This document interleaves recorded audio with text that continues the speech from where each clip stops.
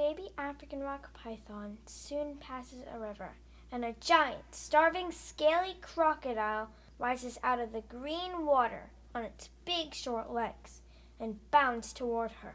Crocodiles are her predators. And around. Well, this is a pretty cool. When students are feeling excited and empowered by what they are learning, it creates the right conditions for producing really high quality work. And getting really high quality work from every student means they have to go through a process of critique and revision. We began thinking about our scientifically accurate drawings of our snakes by looking at models done by kids from earlier years. What are some stars we could give about Goodness's snake shape? Some compliments, some kind critique. Maxwell. I like how he wrote the head and the tail where it's supposed to be. Students worked on one aspect of illustration at a time, starting with their snake shape. I want you to now think about stairs. What are some stairs, some things that he could work towards in his next draft? Turn and talk. Yeah, and I think he should make the head, because it kind of looks like it's sagging down, so it can make it a little bit round. I wanted students to not only understand how to look carefully like scientists at the work, but also be able to enhance their ability to give critique and feedback by using our rubrics. Okay, if the target's met, that means that in every single place that the lines are smooth. Do you see some smooth lines? Where do you see some smooth lines? Okay. Do you see smooth lines everywhere? Can you point a few lines where they're not so smooth? Okay, so did she hit the target for that? Okay, so is she getting started? I've been traveling around the country for the past 10 years with a story called Austin's Butterfly about the power of critique and feedback.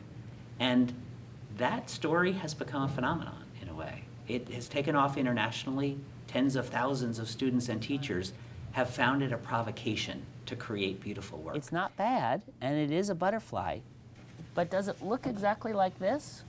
No, and people often ask me, what would it look like if that Austin's Butterfly process was always there in a classroom? What could a classroom look like? And I'm not sure I've ever seen a classroom that's a better example of that than this classroom. Would you agree that the size, how wide the snake is? We have three is things the that we same always until it ask gets to kids the to do tail? when we're doing a critique.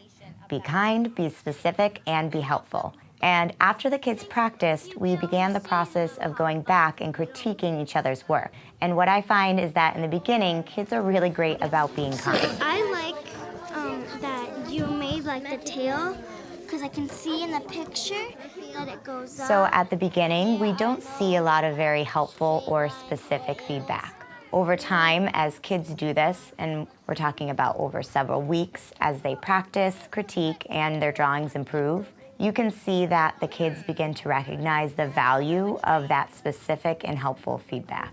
Like right here is like more wider, so one thing I do to get it in proportion, I go like that, and then I go like that, and then I erase the lines, and then I just make it how my fingers work. And the nugget of space here should be a little bit smaller. And the negative space here could be bigger. So I also needed to be able to sit with kids individually to help them improve their ability to give critique. So I needed a process in my classroom to give kids more independence in their work. But some of you yesterday finished a draft and were really hoping to get some critique from peers. For example, Marguerite finished one of her snake shapes. So Marguerite would find her name. This is Marguerite Asian Rock Python. And what Marguerite would do is she would move her name to being ready for a peer critique. Anybody else who's ready for a peer critique would move their name to ready for a peer critique. I've used the project board with kids for a long time, and that helps them become the co-managers of the critique process. They can see where anyone is in the classroom at any time, and I can see where anyone is in the classroom at any time, and then they can choose a partner to go and do critique with. It's great because it means kids aren't always going to their friends. It's great because they can take more ownership over the critique process themselves. Over time, we focused on other physical features like scales, patterns, and color. And along the way, we worked with different experts who taught the kids specific techniques. So sometimes we're going to see just plain old circles. Sometimes you see ovals. Ooh, oh my goodness, like perfectly perpendicular diamonds, like that? And for each new aspect of their illustration, we created a rubric and had opportunities for critique and feedback. I like how your scales are going to the direction of where the body is. Like something that you can work on, like a stair, is trying to make all the scales the same size. Not like smaller. I had to make them big because you know how it's facing towards Dorado.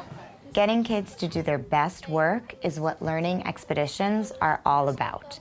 It's not just about doing it when we're doing our high-quality artwork. We take the same process, then we can apply it to the way we craft our written stories. Or in our school, we can do the same thing when we think about all the music that's essential in our school. Learning how to do your best work and learning that that happens through a process of critique and revision is very empowering for students. It sets them up for success in any academic or personal venture in the future. Instead of a triangle. But just make it a little bit bigger, not just that bump. Yeah. Not really bigger. See if I trace it.